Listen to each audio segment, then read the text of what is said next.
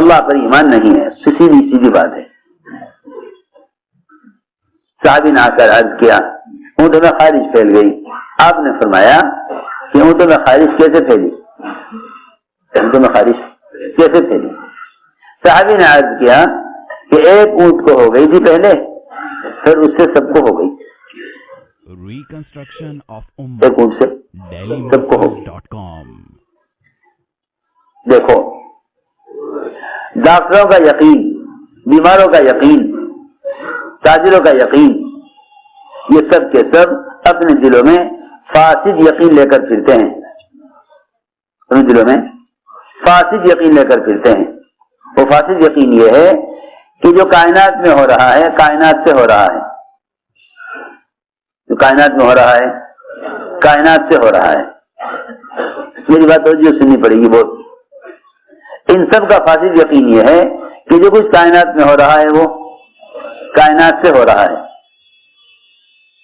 حضور اکرم صلی اللہ علیہ وسلم نے صحابی کی اس بات کو قبول نہ فرمایا اور یہ سوال کھڑا کیا کہ جب اونٹوں میں خارج اونٹوں سے پھیلی ہے تو پہلے اونٹ کو کہاں سے ہوئی؟ پہلے اونٹ کو کہاں سے ہوئی؟ پہلے اونٹ کو خارج کہاں سے ہوئی؟ اگر خارج اونٹوں سے پھیلی ہے پہلے اونٹ کو خارج کہاں سے ہوئی؟ یہ بتاؤ. کتنی آسان بات ہے. اگر اونٹوں میں خارج اونٹوں سے پھیلی ہے پہلے اونٹ کو کہاں سے ہوئی؟ پہلے اونٹ کو کہاں سے ہوئی؟ یہ بتلاؤ. اس کا کوئی جواب نہیں سوائے اس کے کہ یہ کہا جائے کہ ہر اونٹ کو خارش اللہ کے حکم سے ہوئی. ہر اونٹ کو خارش اللہ کے حکم سے ہوئی. سنو دھیان سے. ہر اونٹ کو خارش اللہ کے حکم سے ہوئی. اس بات کو اس لیے فرمایا گیا تاکہ کائنات میں جو بھی تغیر ہو تم اس کو کائنات کے نقشے سے نہ جوڑو. یہ نہ کہو یہ ہوا تھا اس کی وجہ سے یہ ہوا ہے. اگر یہ نہ ہوتا تو یہ بھی نہ ہوتا، یہ نہ ہوتا تو یہ بھی نہ ہوتا. جو اللہ کو بھلا دیتے ہیں وہ آپس میں اس لیے جھگڑتے ہیں.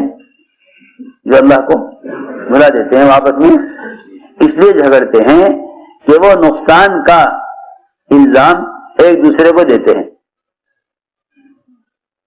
وہ نقصان کا الزام ایک دوسرے کو دیتے ہیں. دنیا میں جتنا بھی فساد ہے صرف اس لیے ہے کہ دنیا کے ہر خیر و شر، نفع اور نقصان، اس سب کو اللہ کے غیر کے ساتھ جوڑا جا رہا. دنیا میں اس لیے فساد ہے. وہ کہتے ہیں تم نے کیا، وہ کہتے ہیں تم نے کیا، کہتے ہیں تم نے کیا، وہ کہتے نہیں تم نے کیا. حالانکہ دنیا کے تمام تغیرات کا تعلق براہ راست اللہ سے ہے. اگر تمہیں اللہ تعالی کے امر سے خیر نظر آوے تو یہ تمہارے اعمال خیر کا نتیجہ ہے. اور اگر تمہیں اللہ کی طرف سے شر آتا ہوا نظر آئے تو یہ تمہارے برے اعمال کا نتیجہ ہے. جو حالات کو اللہ کی طرف منسوب نہیں کرے گا وہ خیر کے حالات میں شکر پر نہیں آئے گا اور شر کے حالات میں توبہ کی طرف نہیں آئے گا.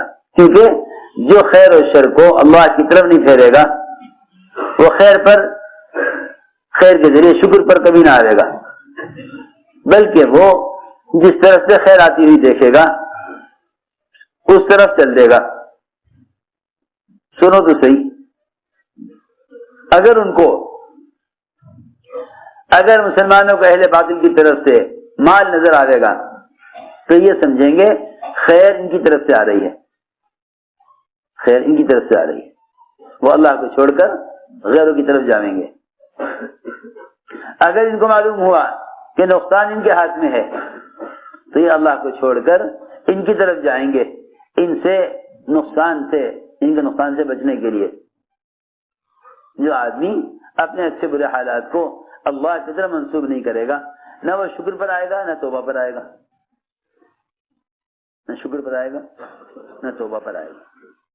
اس لیے میں نے عرض کیا کہ حضور اکرم صلی اللہ علیہ وسلم اپنے صحابہ کو ایمان بالغیب یوں سکھلاتے تھے